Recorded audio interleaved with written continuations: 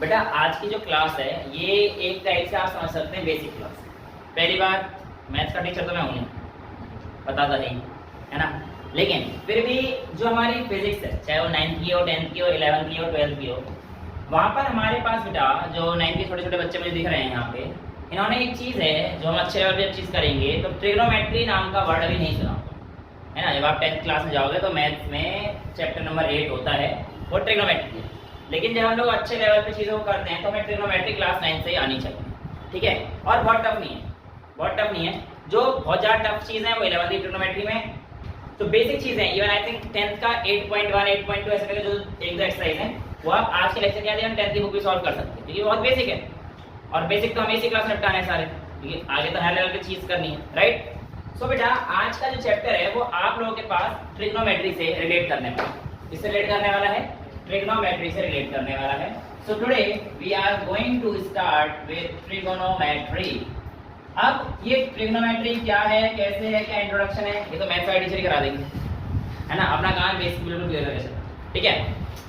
देखो बेटा, हमारे पास ट्रिग्नोमेट्री में कुछ एंगल्स होते हैं। क्या होते हैं? कुछ एंगल होते हैं, उन एंगल के नाम होते हैं। और पूरी ट्रिगोनोमेट्री, ये जो वर्ड आया है ना, ये बेसिकली ट्राई जो वर्ड आया है, ये किसका है? ट्रायंगल का है। और ट्रायंगल की ज्योमेट्री जो है उससे हमारे पास ट्रिग्नोमेट्री बनेगी। ट्रायंगल की ज्योमेट्री है, पूरी कहानी उससे सॉल्व हो जाएगी, राइट। यानी कि यहाँ पे जो आपके पास सबसे मेन रोल प्ले करेगा वो क्या रोल प्ले करेगा? पाइथागोरस थ्योरम, ठीक है। और पाइथागोरस थ्योरम आपको आती है, वो तो 8th क्लास पढ़ लेते हैं, आज थोड़ा सा बता देंगे। और उसके बाद हम लोग सीधा कैसे टेबल, क्या वैल्यूज, कैसे क्या देखना है, वो सारी चीजें देखेंगे, राइट। किसी भी ट्रायंगल में आप लोगों को एक दो चीजें पता रहनी चाहिए। जैसे कि अगर ये मेरा ट्रायंगल है और ये मेरा कोई भी एंगल, आज आपको मैं बताता हूँ 9th क्लास के बच्चे हो छोटे छोटे, तो ये एंगल बेटा हमारे पास थीटा से रिप्रेजेंट किया, इससे रिप्रेजेंट किया जाता है थीटा। ये वर्ड है THETA। थीटा मतलब कोई भी एंगल हो सकता है, 1 degree, 2 degree, 45 degree, 10 degree, 15 degree, 30 degree, जो भी वैल्यू है उससे हमें लिख सकते हैं, ठीक है। हमेशा याद रखना, जहां पर आपका एंगल बनता है उस लाइन को आप लोग क्या बोलते हैं? आपका बेस। जहां पर आप लोगों का 90 डिग्री बनता है वो वाली लाइन आप लोगों के पास होती है परपेंडिकुलर। और परपेंडिकुलर के सामने वाली जो साइड रहती है वो हमारे पास क्या रहती है? Hypotenuse, right. मैं अगर इस ट्रायंगल को नाम देता हूं ABC, मैंने अगर इस ट्रायंगल को नाम दे दिया बेटा ABC, तो पाइथागोरस थ्योरम के अकॉर्डिंग, हम पूरी डेरिवेशन तो हम लोग नहीं कर रहे, डायरेक्ट कर लेते हैं इस चीज को। पाइथागोरस थ्योरम के अकॉर्डिंग AC का square is equals to AB का स्क्वायर प्लस BC का स्क्वायर। हाइपोटेन्यूज का square is equals to AB का स्क्वायर मतलब बेस का स्क्वायर प्लस परपेंडिकुलर का स्क्वायर। और we can write AC is equals to under root AB square plus BC square. इसका time root आ जाएगा। तो क्लास 8 की बातें आती होंगी, आई होप आप लोगों को 9th में आ गई, तो इतनी चीज आती है, राइट। नाउ अगर मैं आप लोगों से कहूं कि मैं इसको बेस बनाना चाहता हूं, इस वाली लाइन को यानी कि BC को बेस बनाना चाहता हूं और AB को परपेंडिकुलर बनाना चाहता हूं, तो क्या ऐसा पॉसिबल है? बताइए कैसे पॉसिबल है? एग्जैक्टली, एंगल उल्टा कर दो सर। अगर आप इसको यहां पर लेके चले जाओगे सर, तो हमारे पास इस बार CB क्या बन जाएगा? बेस। और ये क्या बन जाएगा? AB हमारे पास परपेंडिकुलर। लेकिन हमें एक चीज देखने को मिली, जो हमारे पास हाइपोटेन्यूज है वो चेंज नहीं होगा। क्लियर है? कोई डाउट यहां तक? नहीं।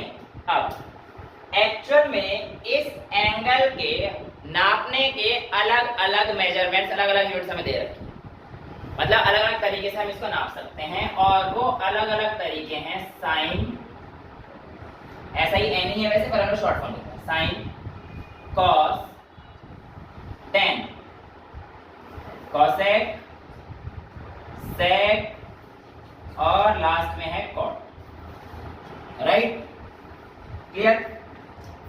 अब सर ये कैसे याद रखेंगे, क्या याद रखेंगे? ठीक है, इसके लिए मैं आपको एक निमोनिक्स दे रहा हूं, साथ साथ रिपीट कर देना। ठीक है, देखो, प्यारे बेटा पप्पू, पप्पू मतलब पप्पू, वो नहीं, नो पॉलिटिकल कमेंट्स, नहीं कुछ नहीं। प्यारे बेटा पप्पू हरी हरी बोल, और फिर सोना चांदी तोल। बताओ क्या लिखा है? प्यारे बेटा आवाज नहीं आ रही। प्यारे बेटा हरी हरी बोल, सोना चांदी तोल। तो भैया कैसे तोलना भी सीख ध्यान से। ये जो मजाक से तुम्हें दिख रहा है, ये बहुत बड़ा झोल है। ये जो एस है ये साइन के लिए, ये जो सी है ये कॉस के लिए है, और ये जो टी है ये टेन के लिए। और जो साइन की वैल्यू होगी वो होगी दिस अपॉन दिस, यानी कि प्यारे अपॉन हरी। प्यारे अपॉन हरी का मतलब क्या है बेटा? पी, अब पहला पढ़ो, पी अपॉन एच, यानी कि साइन थीटा, थीटा मतलब कोई भी angle, is equals to perpendicular upon hypotenuse. यानी कि अगर यहाँ पे आपको साइन थीटा निकाल रखा है तो साइन थीटा की वैल्यू क्या हो जाएगी? BC upon AC। समझ में आया कैसे यूज करना है? तो sine theta is equals to BC upon AC। समझ में आया कैसे यूज करना है? हाँ जी, थीटा के मतलब जो भी एंगल दे रखा हो वो लिखना कंपलसरी है। ठीक है, cos थीटा क्या हो जाएगा बेटा? B बाय H, यानी कि बेस अपॉन हाइपो। तो P बाय H, इस ट्रायंगल को उठा लूं मैं, इस ट्रायंगल के हिसाब से क्या हो जाएगा? P क्या है मेरे पास? BC, BC मतलब BC, नो अब्यूजेस, ओके? गाली नहीं देते अच्छे बच्चे, अभी 9th नहीं है, अपॉन AC। ठीक है, ऐसे क्या मुस्कुरा रहे हो? मैं तो देता था अपनी 9th। चलो, sin theta is equal to P upon H, तो ये P अपॉन H है, cos थीटा हो गया बेस अपॉन हाइपो। तो बेस क्या है बेटा हमारे पास इस ट्रायंगल के लिए? AB बाय क्या?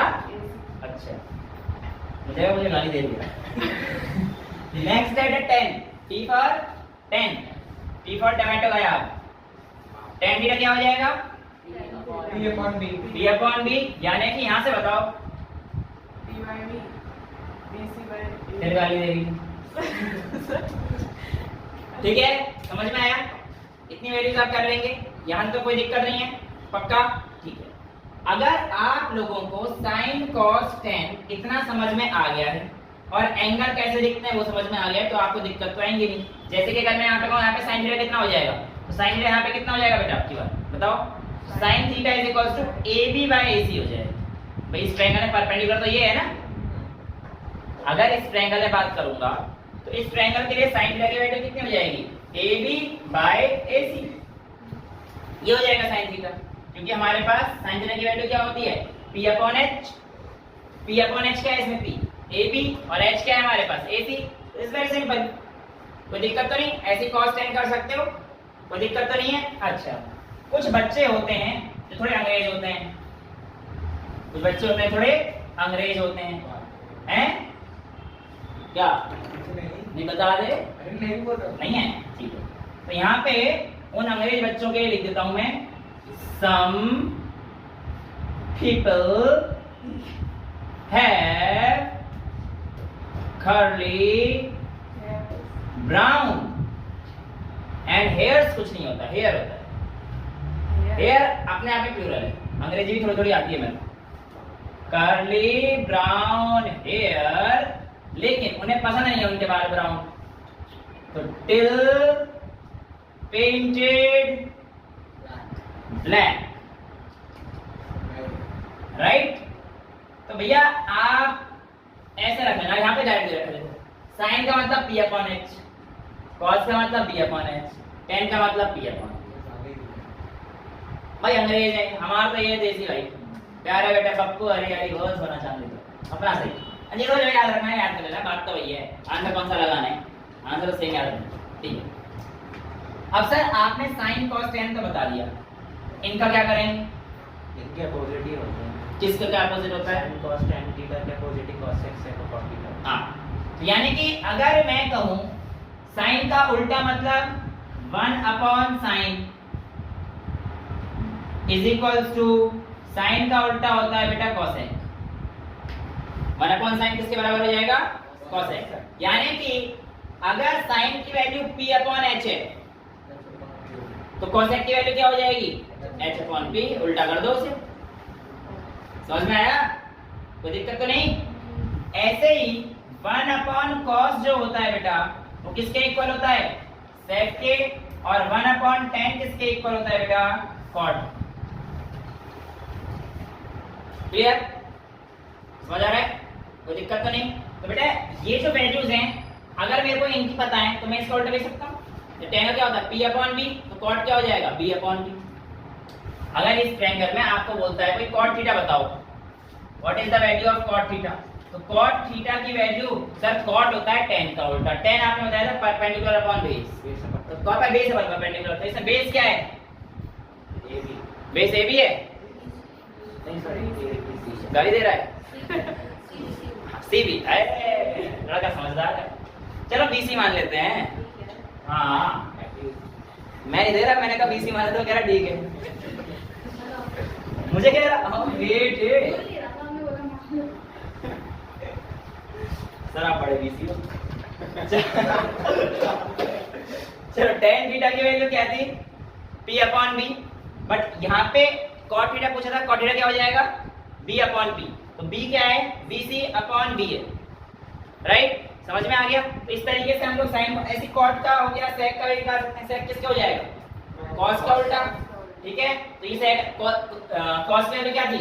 b/h। तो ये कितना हो जाएगा? h/p। क्लियर? समझ में आ गया? यहाँ तक तो किसी को कोई दिक्कत नहीं है? चल सकते हैं आगे? उड़ा दूं इसको? ठीक है। तो यहाँ तक आप लोगों को कोई दिक्कत नहीं। अब मैं आप लोगों को कुछ वैल्यूज लिखवाने वाला हूँ, और जो वैल्यूज मैं लिखवाऊंगा वो 10th क्लास में जो बच्चे हैं शुरू में कहते हैं कि सर हमें ना देख देख के तो करने की आदत है टेबल को, लेकिन याद नहीं होती हैं वैल्यूज। आज मैं कोशिश करूंगा कि आप लोगों को वैल्यूज सारी याद हो जाएं और आपको टेबल बनाना भी आ जाए। टेबल कुछ इस प्रकार है, वो तो वही रहेगा, साइन, कॉस, टैन, कोसेक, सेक, कॉट। राइट? टेबल तो ये नहीं, इसको अंतर नहीं रहेगा। अब यहाँ पे मैं डिग्री डालने वाला हूं, जैसे थीटा की डिग्री डालने वाला था, अब थीटा की वैल्यू चेंज कर देना। ठीक है, तो यहाँ पे आएगा थीटा 0, 30, 15 का तुम्हारे लेवल पे नहीं है अभी, 45, 60 और 90। ठीक है, यानी कि आपको साइन 0 की वैल्यू पूछेगा, साइन 30 की वैल्यू पूछेगा, और कॉस 60 की वैल्यू पूछ ले, सेक 60 की पूछ ले, कुछ ही पूछ सकता है, कुछ ही पूछ सकता है। करेंगे कैसे? करेंगे कुछ ऐसे कि गिनती आती है, बताओ 1 2 3 4, किसी को नहीं आता, 0 काम कर। इससे मैंने बोला था कि नेचुरल गिनती आती है, होल गिनती आती है, मैंने बोला गिनती आती है, वहाँ तुम्हें गिनती में नहीं आती। आती नहीं तो कहाँ से बोलेगा? तो कुल मिला के कहानी क्या है कि 0 से शुरू करना है। तो देखो 0 1 2 3 4 ऐसे लिख दो, पहले ऐसे लिख दो, और उसके बाद यहाँ पे जो हमारे पास जो नंबर है उसको लिखेंगे हम लोग ऐसे, 0/4, 1/4, 2/4, 3/4 और 4/4। तरीका बता रहा हूँ नंबर याद करने, ट्रिक है, क्योंकि लास्ट में 4 आया सबको मैं 4 से ले लूंगा। अब ट्रिक है वैल्यू याद रखने की, वैसे मैं क्या बताऊंगा, बाकी मैथ सारे ऐसे पूछ लेना भाई कि क्या तरीका है, पूरे ट्रायंगल बना के सॉल्व होते हैं सारी चीजें। ठीक है, 11 क्लास में आएगा। खैर अब इसका लगा देना रूट, सबका रूट लगा देना भैया सबका। ठीक है, रूट लगा दिया। तो अब आप लोगों को वैल्यू मिलने वाली है 0/4 क्या है 0, 0/4 तो 0 होता है, ठीक है। तो 0/4 यानी कि ये वैल्यू 0 है, साइन 0 की वैल्यू कितनी होगी 0 1/4। 1/2 हाँ रूट के 2 आ जाएगा, नहीं रूट के 1/2 आएगा मेरे हिसाब से, देखो 1/2 हाँ 2 और 1/2 में अंतर हो जाएगा ना फिर। तो sin 30 की वैल्यू 1 का रूट 1 4 का रूट 2 तो 1/2 sin 30 की वैल्यू कितनी हो गई 1/2। यानी कि अगर आपसे कोई कह रहा है sin 30 समझ जाना आपको 1/2 दे रखा है। तो न्यूमेरिकल जब आप सॉल्व करोगे ना फिजिक्स के एक वर्क एनर्जी पावर जब आएगा, जब मैं थीटा थीटा के क्वेश्चन दूंगा कि बेटा ये ले cos 30 ये ले cos 60 लपेट लपेट के दूंगा मैं उसमें कर tan 45 बस 9th हमने ट्रिग्नोमेट्री पढ़ी नहीं, तो मैं ये नहीं कहने दूंगा कि तुमने 9th ट्रिग्नोमेट्री नहीं पढ़ी, पूरा इसलिए बता रहा हूं तुम लोगों को आज 9th में ट्रिग्नोमेट्री हमें करनी है तो ये करना पड़ेगा, ठीक है 1/2। अच्छा ये बताओ कितना हो जाएगा 1/2 क्योंकि 2 1 जा 2 2 2 जा 4 1/2 वो कितना हो जाएगा रूट 3/2 और ये कितना हो जाएगा क्लियर है यहाँ तक किसी को दिक्कत? अगर तुमने ये सीख लिया तो समझ जाओ ये सारी चीज तुम्हें आ गई। हाँ ये समझ में आ गया क्या मैंने 0/4 1/4 2/4 3/4 4/4 यहाँ तक तो कोई चीज दिक्कत नहीं, यहाँ तक तो कोई दिक्कत नहीं है पक्का। आगे चलें, देखो cos के लिए यहाँ से शुरू कर दो, ये cos 0 1 cos 30 की ये वाली वैल्यू जाती है रूट 3/2 cos 45 की ऐसे उल्टे चल रहे हैं ना, तो cos 45 की रहेगी 1/2 cos 16 क्या हो जाएगी जो इसकी यहाँ और cos 90 कितना हो जाएगा 0 हो गई सॉल्व। और क्या इतना आसान है भैया, हमारे राज्य सब कुछ आसान है बता रहे हैं सर। अभी कहाँ अभी तो 10 आ रहा है बीच में भाई cos पे कहाँ पहुँच गए। अब जो अगली वैल्यू है वो वैल्यू किसकी है हमारे पास 10 की। अब आपके पास एक और नया फॉर्मूला आपके सामने आ रहा है tan theta is equals to sin theta by, यानी कि sin अपॉन cos कर देंगे हमारे पास तो क्या वैल्यू आएगी वो tan के इक्वल होगी। क्या आपके पास sin की वैल्यू है? बिल्कुल है। क्या आपके पास cos की वैल्यू है? बिल्कुल है। तो tan 0 का मतलब कितना हो जाएगा 0/1 क्योंकि sin अपॉन cos और 0/1 कितना हो गया 0। tan 30 कितना हो जाएगा हैं 2√3 ढंग से यार मल्टीप्लाई नहीं आते लाइन में हां 1/3 ना अच्छा ये होगा ना sin अपॉन cos 1/2 1√3/2 2 पर पहुंच जाएगा 2 से 2 गया तो कितना बचेगा 1/√3 1/√3 बेटा आता है ऐसे करना 4 टर्म ऊपर होती है इसको ऐसे लिखते हैं 1/4 टर्म ऊपर पहुंचाओ इनटू 2 थर्ड टर्म यहां पर आती है 2 * √3 2 1 जा 2 हाँ शर्म थोड़ी आ रही है ये सिखाना पड़ता है। तो ये tan 30 की वैल्यू कितनी आ गई 1/√3 कहां लिख दो ये लिख दो समझ में आ गया ना मैं लिखाऊं सीधा 1/√3 tan 45 ओ तो बड़ी जल्दी कर दिया हाँ 1 आएगी 1/√2 √2 से √2 गया 1/1 कितना होता है ये बताओ tan 60 कितना आएगा √3 अब ठीक है अब लग रहा है कुछ सीखा। हाँ tan 90 भैया 1 0 नॉट डिफाइंड परफेक्ट 1/0 हो जाएगा और अपॉन में 0 नॉट डिफाइंड होता है। कोई बच्चा इनफाइनाइट नहीं बोलेगा, ध्यान रखना इनफाइनाइट और नॉट डिफाइंड में अंतर है वो मैथ्स वाले सर से पूछ लेना, हम तो मैथ्स के टीचर है नहीं तो जबरदस्ती कराना पड़ रहा है। तो 1/0 कितना होता है nd का मतलब भी तो नॉट डिफाइंड होता है, थोड़ा सा अंतर होता है पूछ ले ठीक है। तो nd मैं लिखता हूं नॉट डिफाइंड ठीक है, कई जगह पे इंफिनिटी लिखा रहता है लेकिन एक छोटा सा अंतर है बारीक सा, या तो होगा ढूंढना ना हो तो कल मेरे से पूछना। देन कोसेक कोसेक मैंने क्या बताया था आप लोगों को कोसेक किसका इनवर्स है 1/sin लिखवाया था ठीक है। तो इसका उल्टा कर देते हैं नॉट डिफाइंड तो ये 1/0 हो गया ना बेटा यस। तो ये आ गया nd ND ये कितना आ जाएगा cos 32 ये कितना आ जाएगा √2 ये कितना 2/√3 ये कितना आ जाएगा 1/1 समझ में आ रहा है sec किसका उल्टा होता है cos का 1 का उल्टा 1 इसका उल्टा हाय हाय शाबाश इसका बड़ा मजा आ रहा होगा इन्हें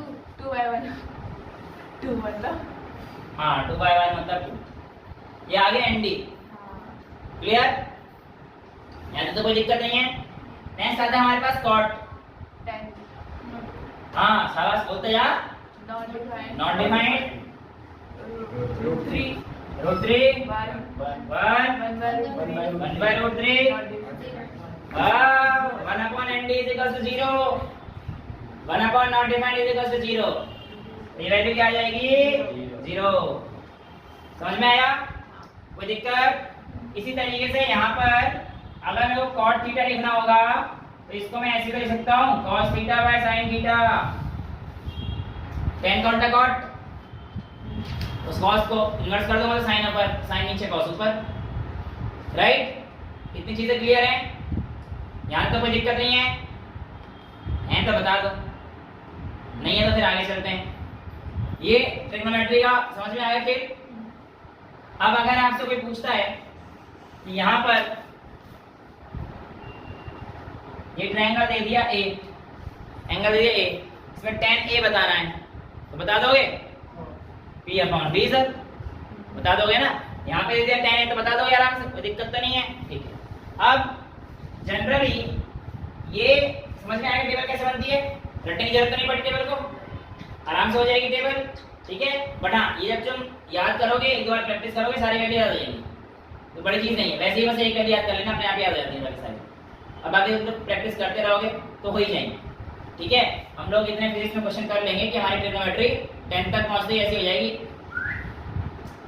एक तो फॉर्मूला और है sin square theta plus cos square theta equals to 1 ये वाला फॉर्मूला भी आता है बट ऐसे जो फॉर्मूले हैं आई विल सजेस्ट यू कि जब तुम 10th में हो तभी लाइक करना ये बहुत ज्यादा डिटेल में जाएंगे तो फिर 10th 11th का मजा तो खराब ही हो जाएगा ऐसे वाले क्वेश्चन जो कराऊंगा ना उसमें सिर्फ यही लगेगा कि तुम्हारा इससे ज्यादा के को नहीं दूंगा तुम लोगों को 9th क्लास में मतलब मैक्सिमम क्या 9th क्लास के लेवल पर जो तुम्हारा काम हो जाएगा वो इतना ही खत्म हो जाएगा जितना मैंने यहाँ पे लिखा है इतना ही खत्म हो जाएगा एक छोटा सा और लिखवा देता हूँ यहाँ लिखवा देता हूँ चलो ज्यादा से ज्यादा अगर मैंने बदतमीजी करी कहने का मतलब गंदे क्वेश्चन दिए तुम क्या सोच रहे बदतमीजी से मैं बदतमीज इंसान बदतमीजी करी का मतलब है मैंने गंदे से गंदे क्वेश्चन देने की कोशिश करी तो मैं ज्यादा से ज्यादा ये कर दूंगा कि आपको यहाँ पर 37 डिग्री पे दे दूंगा शिट मतलब गंदी बात कर तो 37 डिग्री पे दे दूंगा तो फिर तुम्हें पता तो है ही नहीं sin 37 क्या है tan 37 क्या है ठीक है तो इसके लिए मैं आपको एक ट्रिक दे देता हूँ मैं आपको एक ट्रिक दे देता हूँ इसके लिए कि 37 डिग्री का कोई वैल्यू दे देगा तो याद रखना है यहाँ पे लिख दो 3 यहाँ लिख दो 4 और यहाँ लिख दो 5 देखो पाइथागोरस का वैलिड है 3 का स्क्वायर प्लस 4 का स्क्वायर इक्वल्स टू 5 16 प्लस 9 25 अंडर रूट 25 इक्वल्स टू 5 चलेगा ना तो sin 37 कितना हो गया sin 37 कितना हो गया हैं 3/4 ढंग से देखिए जरा बेटा हाँ 3/5 sin 37 हो गया 3/5 क्लियर है कितनी दिक्कत है tan 37 कितना हो जाएगा tan 37 कितना हो जाएगा इसमें 3/4 बिल्कुल ही पेन उठाने की जरूरत नहीं पड़नी चाहिए कोशिश करो कि जब आप न्यूमेरिकल सॉल्व कर रहे हो आपका न्यूमेरिकल अप्रोच इतना तगड़ा होना चाहिए धू धू धू धू धू धू मतलब ऑलरेडी हो जाना चाहिए अब ऐसा नहीं सारे क्वेश्चन हो जाएंगे बट कोशिश करा करो न्यूमेरिकल अप्रोच हमारे स्ट्रांग हो जाए तो थ्योरी तो वही पढ़ लेगा थ्योरी पढ़ने में क्या है पढ़ ले किताब में लिखी है मुद्दा आता है न्यूमेरिकल सही करने का और कॉन्सेप्ट को ढंग से समझने का ठीक है चलो अब ये समझ में आ गया बताओ cos 53 कितना होगा ये क्या कह रहे हो सर 4/5 बेटा cos 53 पूछा है यहाँ पे कितने डिग्री एंगल दे रखा है मैंने हैं 37 तो 53 पे कितना होगा भाई तुम्हें पता भी है कैसे आएगा यही तो कह रहा हूँ हैं बी ठीक, पहुंच कर दी, बिल्कुल सही है बेटा।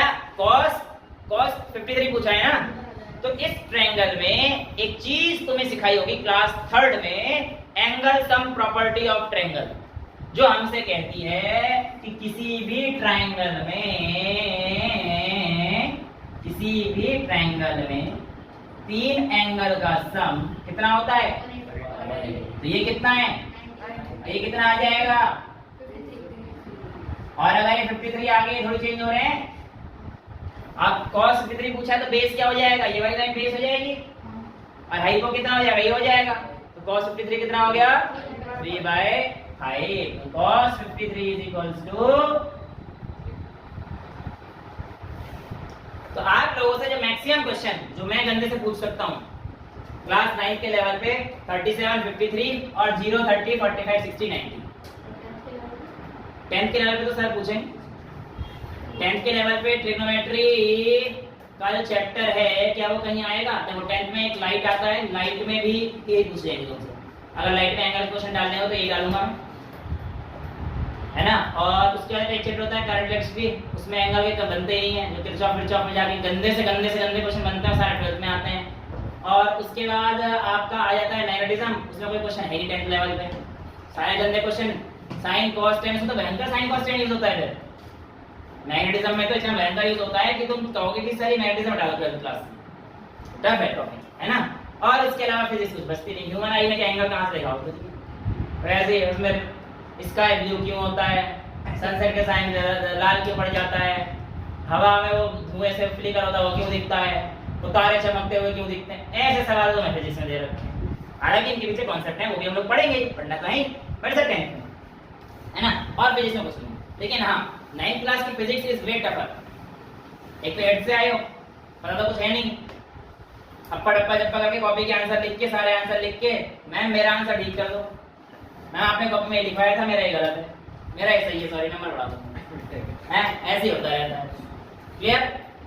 अच्छा, किसी ने मुझसे पूछा था शुरू करते हैं सर ये ऐसा ही क्यों, और वो दिमाग आ गया ये चल ठीक है, वैसे मेरा मन नहीं करता है बट फिर भी चलो बस हो गया तो एक बार बता दो, बस एक बार बताओ, ज़्यादा कुछ नहीं। बाकी मैथमेटिक्स तो जो करेंगे वो करेंगे, हटा दो, फिर कह देंगे तुम ना साइंस की क्लास मत दिया करो, मेरी दुकान बंद हो जाएगी। तो भाई मैथ्स के टीचर ही तो अपनी दुकान चलाएंगे, हैं? चलिए देखो मैं आपको बताता हूँ, एक्चुअल में हमारे पास जो साइन था ना, ये पढ़ा है लोगों ने, ग्राफ, कार्टेशियन प्लेन पढ़ाया था 10th के बच्चों ने तो आराम से, अभी तो पढ़ाया था मोशन में, अभी पिछली क्लास, है ना। तो बेटा उस प्लेन में हमारे पास ये होता है x एक्सिस, ये होता है y एक्सिस, ठीक है। गर्दन ला लो, अबे ये y होता है, ये x होता है, सबके गर्दन क्यों रही है? अरे बेटा वो भी सही है, तुम किसी को कुछ ही मान सकते हो, कोई गलत नहीं है, तुम किसी को कुछ ही मान सकते, ऐसा ही कोई मान सकते, ठीक है। तो चाहे गर्दन ला लो नहीं ला, बस ये है कि हमें बाय कनेक्शन मान रखा है, x इसका एक्सिस और ऑर्डिनेट मान रखे हैं ना, ठीक है, कोई सही कोई गलत। वेल मैं आपको बताता हूँ, एक्चुअल में ये पॉइंट होता है, हम इसे कहते हैं ऑरिजिन, क्या कहते हैं? ऑरिजिन। तो जो साइन का ग्राफ शुरू होता है ना, वो एक्चुअल में यहीं से शुरू होता है। साइन का ग्राफ कुछ इस तरीके से बनता है, ऐसा, ये साइन का ग्राफ, और ऐसा ग्राफ जो पीरियोडिकली अपने फंक्शन को रिवर्स करता है, ऐसे ग्राफ को हम लोग साइनोसॉइडल ग्राफ लो। तो उनकी साउंड की वेव बन गई, ठीक है, कोई बात नहीं, ये भी पढ़ा देंगे, ठीक है। ये साइन का ग्राफ बनता है। और अगर मैं कॉस के ग्राफ की बात करूंगा बेटा, तो कॉस का ग्राफ कुछ इस तरीके से बनता है, ऐसे, ठीक है, समझ में आ रहा है? ये साइन का ग्राफ है, ये कॉस का ग्राफ। एक्चुअल में इन दोनों ग्राफ को भी हम लोग साइनोसॉइडल ग्राफ भी बोल सकते हैं। बेसिकली साइनोसॉइडल का मतलब होता है साइन के फंक्शन के साथ वेरी करेगा, तो कॉस का जो फंक्शन होगी साइन के फंक्शन के साथ वेरी करता है, ऐसा कोई दिक्कत वाली बात नहीं होती, है ना। अभी ये सारी चीजें तो हम लोग जो है 11th में सीखेंगे, जब फिजिक्स ली तो ये तो बहुत टाइम 10th में किसी का मन बदल जाए, ये सर पागल है, पानी करके पढ़ाता रहता है, मैं तो साइंस बिल्कुल ला लूँ, और लोग भी तो इससे नहीं पढ़ूंगा मैं, इससे बन पड़ेगा, 9th के सब बता रहा है, पता नहीं क्या पागल कर देगा, है ना बेटा। खैर हो तो जाओगे, इस बात में कोई शक नहीं है, आदत तो नहीं हो जाओगे 9th में, है ना। आधा तो नींद आने लगी है अभी से ही।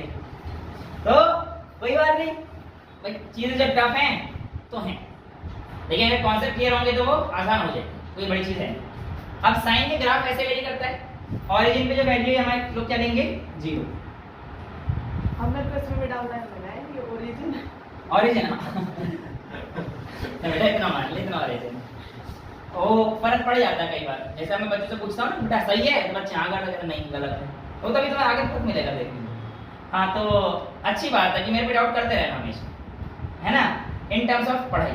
बाकी और किसी नो नो। अब ये वैल्यू हमारे पास क्या है बेटा 0 ऑरिजिन, और ये वैल्यू मैक्सिमा है। मैक्सिमा पे जो वैल्यू आएगी ये वैल्यू +1 की है, हाँ उसको नीचे से लगाएगा माइनस, और ये वैल्यू फिर यहाँ आई, ये फिर 0 हो जाएगा।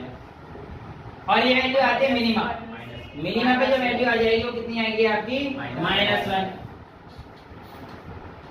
ठीक है, ऐसे ही ग्राफ कंटिन्यू होता है। ठीक है, ऐसे cos के लिए जो वैल्यू है ये ऑरिजिन है, तो ये +1, ये वाली वैल्यू क्या हो जाएगी 0, और ये कितना हो जाएगा -1, फिर 0, फिर +1, और देखो चलता जाएगा। समझ में आया? समझ में आया ना? इसमें कोई दिक्कत नहीं है। अब देखते हैं, देखो ये जो वैल्यू होती है बेटा, ये जो पीक होता है, ध्यान सुनना, ध्यान से एक बार बिल्कुल ध्यान से। जब हम लोग पाई को डिनोट करते हैं, इसको पाई, इस पाई का मतलब होता है 180 डिग्री। कितना होता है 180 डिग्री। अगर मैं इसको सर्कुलर फॉर्म में लेके चलता हूं, तो अगर मैं यहां से शुरू करूंगा तो बेटा यहां तक आने में 180 डिग्री का एंगल चेंज हो गया भाई। अगर यहां से एंगल शुरू करते हैं हम लोग तो ये 0 डिग्री, ऐसे करके 90 डिग्री यहाँ पे आएगा, राइट, और ये आ जाएगा 180। 180 के बाद 270 यहाँ पे आ रहा होगा, 90 डिग्री और बढ़ जाएगा, और यहाँ आ जाओगे कितना आ जाएगा 360 डिग्री। 360 डिग्री के बाद चीजें वैसे बिल्कुल सेम जा रही है, वापस हो रहा है, सारी कहानी को रिपीट हो रही है। यानी कि अगर मैं 2 पाई लिखता हूं, इसकी वैल्यू कितनी हो जाएगी 2 × 180, और 360 के बाद सर्कुलर पाथ पर चीजें क्या होना शुरू हो जाती हैं, रिपीट होना शुरू हो जाएंगी। वही कहानी आ जाएगी फिर तो भाई, 360 के लिए चेंज होगा जो होगा, बाकी सारी चीजें क्या हो जाएंगी हमारे पास सेम हो जाएंगी। यानी कि 2 पाई के बाद साइकिल अपने आप को सेम रिपीट करती है, 2 पाई के बाद साइकिल अपने आप को रिपीट करती है। अब मैंने कहा यहां से लेकर यहां तक, और अगर मैं ध्यान से बताऊं, देखो एक कंप्लीट वेव कहां पे होती है पता है, यहां से लेकर यहां तक हाफ वेव, और यहां से लेकर यहां तक एक कंप्लीट वेव है। ठीक है, अब यहां पर देखना बेटा, ये जो वैल्यू है बेसिकली यहां से शुरू कर रहा हूं मैं, तो मैं ये पॉइंट है, और यहां पे जो पहुंच रहा हूं बेटा मैं, ये वाला पॉइंट, ये वाला पॉइंट, तो ये 90 डिग्री पे बन रहा है। 90 डिग्री को पाई की टर्म से लिखना है तो मैं क्या लिखूंगा π/2, 180/2 करके देखो कितना आता है 90, और sin 90 कितना है 1, यहां दे। समझ आया? sin 0 बेसिक से था तो 0 है, sin 90 क्या होगा 1। अब आप यहां से sin ऐसे वाली वैल्यू होती है 90, 180, 270, 360 सारी वैल्यू निकाल सकते हो, चेक कर लो। sin 90 ये हो गया, अब यहां पे आएंगे 90 डिग्री और बढ़ जाएगा, कितना हो जाएगा sin π, यानी कि sin 180, उसकी वैल्यू कितनी हो जाएगी, यहां पे वैल्यू देखो क्या है, इस पूरी लाइन पे जो वैल्यू होगी 0, इस पूरी लाइन पे जो वैल्यू होगी कितनी है 0 है ना, इस पूरी लाइन पे कहीं पे वैल्यू आएगी 0 होगी, तो sin यहां पे कितना है 180, 0 उठा लो, बोलो क्लास चल रही है। sin 180 कितना हो जाएगा बेटा हमारे पास 0, ऐसे 270 -1 सर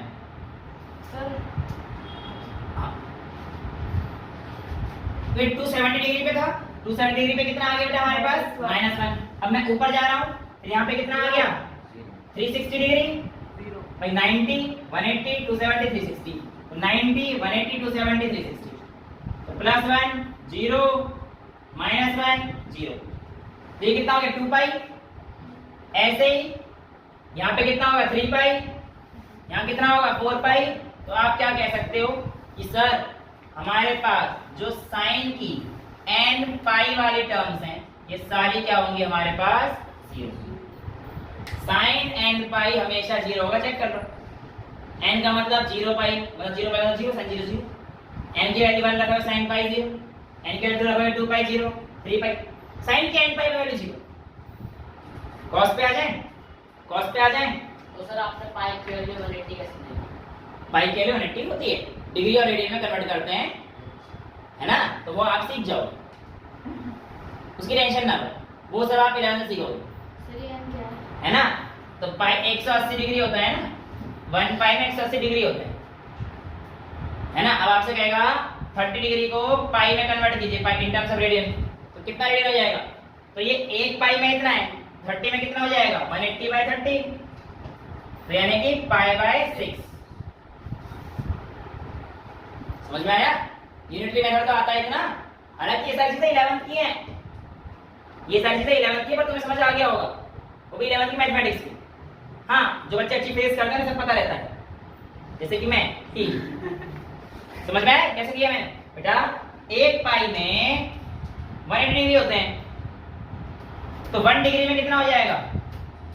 1 पाई बाय 180, 30 में कितना हो जाएगा ये पूछा था, समझ रहे हो? तो 180 बाय 30 पाई, तो यहाँ पे कितना हो जाएगा? 180 बाय 30, तो कितना आ गया? उल्टा कर दिया मैंने, उल्टा कर दिया, उल्टा कर दिया, उल्टा कर दिया। 35 ऊपर है। हाँ नहीं अभी भी ऐसे ऐसे समझाते हैं। यहाँ पे ये सारी चीजें तुम्हारी उसकी हैं, देखो पाई में 180 डिग्री होती है, ठीक है। तो आपसे पूछा जाएगा कि 30 डिग्री या फिर 60 डिग्री 45 डिग्री इन सबको पाई की टर्म्स में कन्वर्ट करके दिखाओ, ठीक है। तो आपके पास ये जो वैल्यू है पाई की, इनकी टर्म्स में आपको लिखनी है, वो कैसे कैसे लिखनी है आपको बता दें, ठीक है। तो जो 30 डिग्री है ये हमारे पास आएगा 180 बाय 30, ठीक है, और ये हो जाएगा हमारे पास 1/6, उल्टा कर दिया ना, 30 बाय 180 आएगा। क्यों बताता हूं, ये 1 पाई में 180 डिग्री है, तो 30 डिग्री में कितने पाई होंगे आपसे पूछ रहा है भाई। 1 पाई में इतना है ना 180, समझ रहे हो? तो जो हमारे पास 1 डिग्री के लिए कितना हो जाएगा? For 1 degree is equal to pi by 180, समझ गए? 1 डिग्री के लिए पाई बाय 180 कर दूंगा ना, तो 30 डिग्री के लिए कितना हो जाएगा? यहाँ पे 30,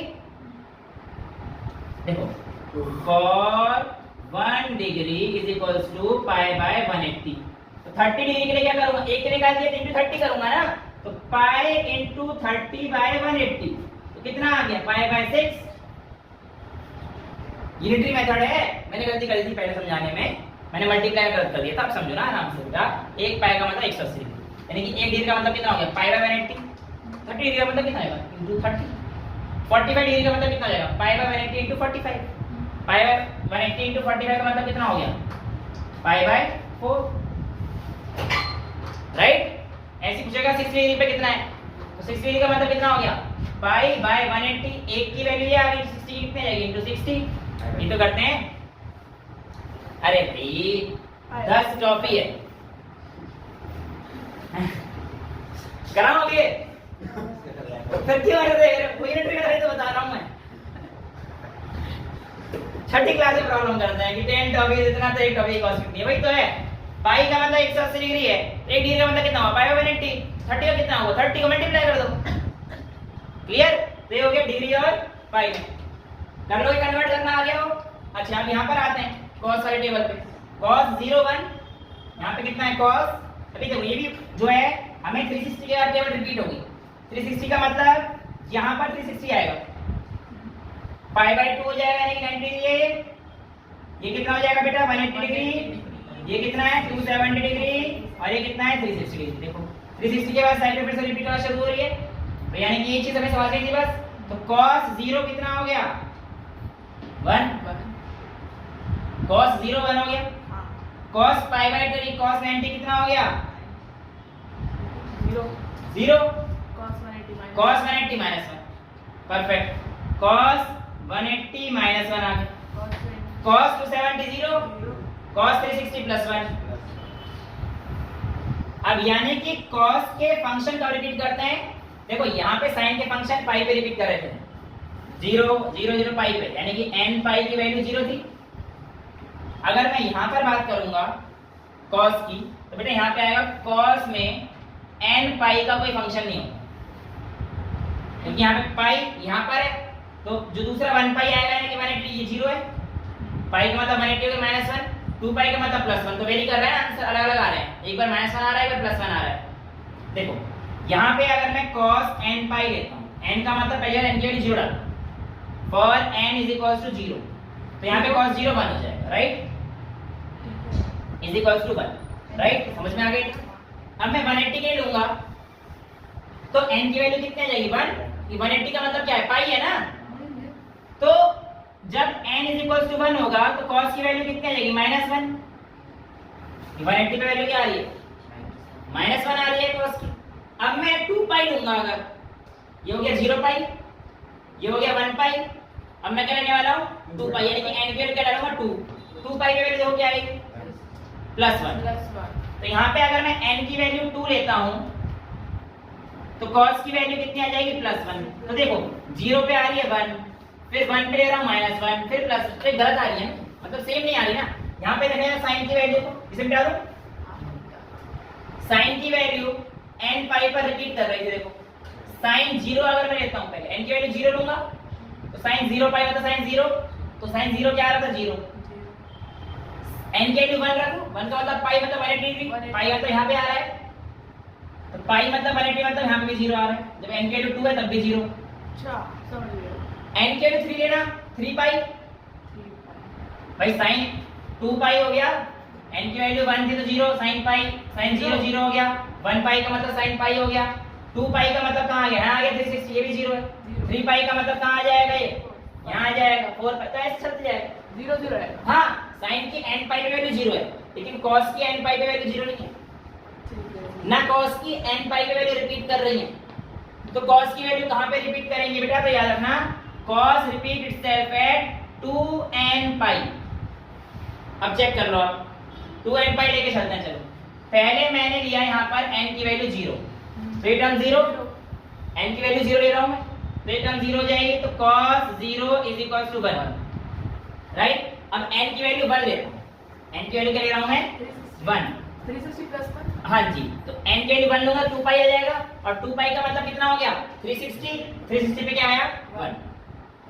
अब cos यहाँ पे क्या लूंगा मैं, पहले 1 लिया 2 पाई आ गया, 2 लूंगा तो कितना आया 4 पाई, तो 4 पाई का मतलब कितना आएगा 2 पाई, 3 पाई, 4 पाई, फिर 1, यानी cos की वैल्यू रिपीट होती है किस पे होती है 2n पाई, और sin की वैल्यू रिपीट आएगी वो n पाई पर। मतलब ये आपको याद रखना है, अगर रख पाओ तो बाकी सब 11th में और डिटेल में पढ़ोगे, ठीक है। तो ट्रिग्नोमेट्रिक तुम्हारे पास डिग्री को रेडियन में कन्वर्ट करना आ गया, बेसिक टेबल आ गई, tan theta sin theta cot theta को करना आ गया, 37 53 का आ गया, ठीक है।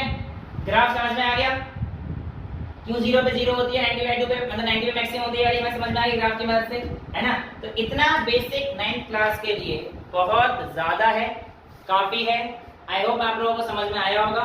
आज की क्लास को यहीं खत्म करते हैं। That's all for today, thank you so much.